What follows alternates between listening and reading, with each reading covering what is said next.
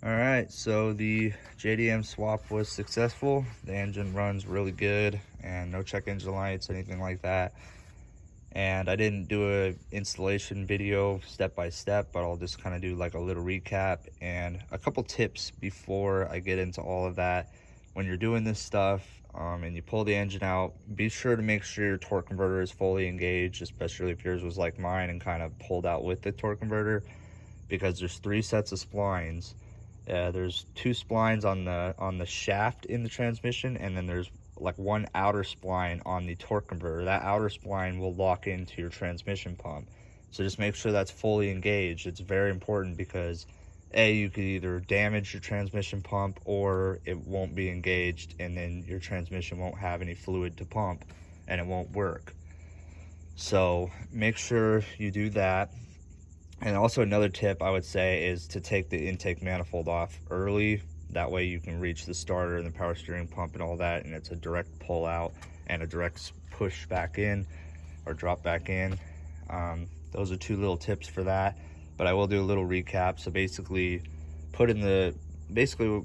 drop the motor in, lined it up, put in 5 of the transmission bolts. One's over there by where the starter is, but it's easy to reach without the manifold. One's on the bottom, one's on the side, and then 2 on the top. And then I put the upper mount on and then put the lower mount on. And also don't forget your ground wire on the upper mount. Put the lower mount on, then remove the hoist out of the way, then got in that last bottom transmission bolt, because there's 6 total holding the housing on. Then put in all the bolts holding the flex plate to the torque converter. That's 8 bolts there. And then started working on like the back side, drop the starter in. Don't forget your knock sensor in the back. And then there's 2 plugs going to the starter. Plug in the starter, power steering pump with the 2 hoses. Plug all that in, and then you can start putting your intake on. And then you can start doing like some of your harnessing. So you can start doing all your injectors. There's 2 sensors on the solenoid. There's 1 sensor on this side on the manifold, and then another sensor in like that region. Vacuum line, power steering pump bracket to hook back in. Your fuel rail, you're going to want to hook that up obviously. And there's a cam position sensor in the back here. There's all this vacuum line. Hook up your wire harness housing. Don't forget one of the bolts is a ground. And then there's the temperature sensor here, the EGR sensor. There's an oil pressure sensor. Then hook up your bracket again, but oil pressure sensor. And then below that is the crank position sensor. Hook up all your coil packs. And then, yeah, so that's pretty much it for the back side, I believe. And then hook up your throttle body. And then that's 2 sensors in there, a vacuum line and a cooling line. And then hook up your air box sensor there, and align all that up. Make sure all your vacuum lines are all good. Obviously, before you do the air box, there's 6 cooling and heating hoses that you need to hook back up that we removed. And yeah, then get your intake manifold on, your 202 sensors. Then get your AC compressor back on with the 4 bolts.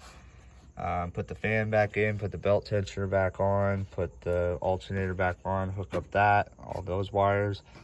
Put your belt on. And yeah, and then the battery, of course, and that's pretty much it. Other than your lip and your hood, of course. But there's also your fluids. Put some power steering fluid in, turn the wheel back and forth. Refill it again, turn your wheel back and forth. You'll probably have to do that about 3 times to get it to cycle through fully. And then add some coolant, let it burp out, let all the bubbles kind of settle in there, get all the air pockets out. Add some oil, of course. Takes 4 quarts, and also I gave a new oil filter. And then transmission fluid, I topped that off because, like I said, my torque converter popped out. But definitely make sure that torque converter is engaged, even if it doesn't seem like it comes out, because it's just really important. And yeah, I mean, that's pretty much it, guys. This was actually a really easy swap to do, my first swap, and If I could do this, you guys could definitely do it. Just wanted to make some videos on it to help you guys out. And yeah, if you guys have any questions or anything like that, let me know, and I'll definitely answer all your questions and everything like that. So yeah, good luck with everything, guys. Good luck with the swap if you guys do it, and peace out, guys.